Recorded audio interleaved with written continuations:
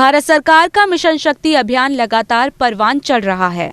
स्वास्थ्य एवं परिवार कल्याण राज्य मंत्री प्रोफेसर एसपी सिंह बघेल ने मिशन शक्ति के मायने समझाते हुए कहा कि भारत एक ऐसा देश है जहां पर महिलाओं को अपने पिता की संपत्ति में उतना ही अधिकार है जितना बेटे का है, लेकिन उनको अपने अधिकार का पता नहीं।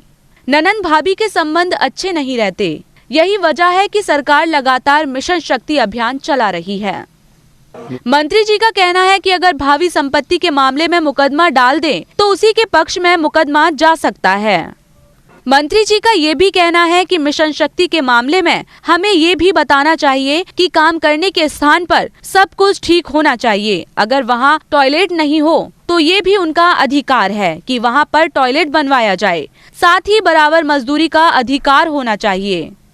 महिलाओं को बताना चाहिए कि अगर उनके साथ छेड़खानी हो तो इसकी कौन सी धारा लगेगी, या फिर उसके साथ मारपीट बलात्कार होता है तो क्या धारा होती है। मंत्री जी का कहना है कि मैंने अपने जीवन में यही देखा है कि लोग कार्यक्रम को हरी झंडी दिखाते हैं, लेकिन मैंने 22 किलोमीटर मिशन शक्ति में मोटरसाइकिल चलाई थी। पुलिस लाइन से लेकर माल रोड होते हुए सूर सदन तक गया। ये जरूरी था कि मैं मिनिस्टर होते हुए मोटरसाइकिल चलाऊं, शायद इससे लोगों पर फर्क पड़े। मिशन शक्ति चतुर्थ का अभी उसका शुभारंभ मुख्यमंत्री जी ने किया और उसका शुभारंभ आगरा में मुझे करने का अवसर सूर सदन में मिला।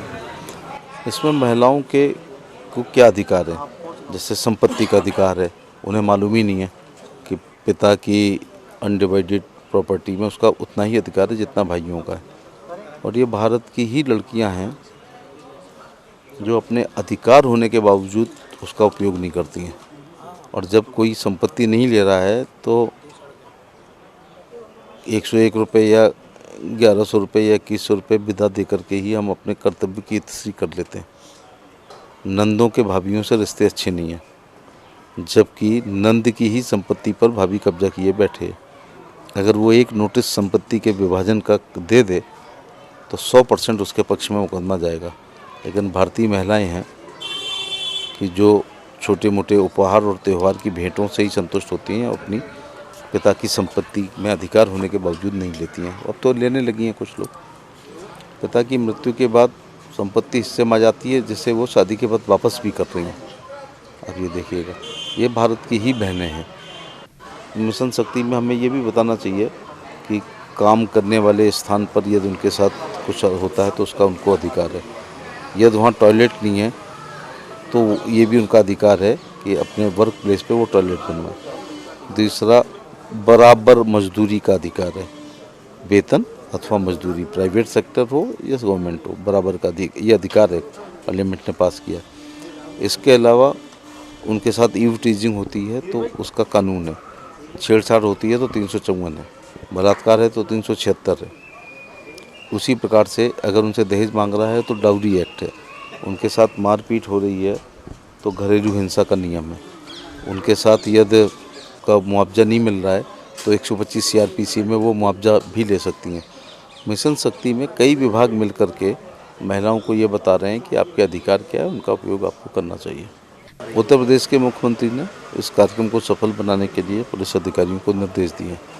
आपको याद होगा कि पुलिस लाइन से हमारे साथ के मंत्री लोग होते हैं, हम लोग एक झंडी दिखाते हैं। मैंने तो आज तक जीवन में यही देखा कि झंडी दिखाई और वो अगले दिन अखबार में छपती है।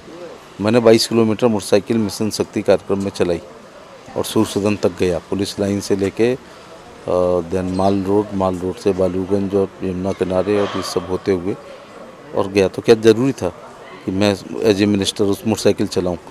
मेरे को झंडी दिखानी चाहिए थी। लेकिन जिस काम को करो, ये मेरा अपना शहर है, शायद मेरे मोटरसाइकिल चलाने से, देन वहाँ उपस्थित रहने से, भाषण देने से और महिला सशक्तिकरण में कुछ इजाफा होता है या लोग प्रेरित होते हैं, तो हम लोगों को केवल फॉर्मेलिटी के रूप में झंडी नहीं दिखाना चाहिए। उस कार्यक्रम में गहराई से रुचि लेकर कार्यक्रम को अंजाम देना चाहिए। सरकार द्वारा चलाए जा रहे मिशन शक्ति अभियान में ये बताया जा रहा है कि उनके क्या अधिकार हैं। मिशन शक्ति में कई विभाग मिलकर अभियान चला रहे हैं। केंद्रीय स्वास्थ्य मंत्री का कहना है कि यूपी के सीएम ने इस अभियान को परवान चढ़ाने के लिए सभी को लगा रखा है। मिशन शक्ति से महिलाएं लगातार अपने अधिकारों के प्रति जागरूक हो रही हैं।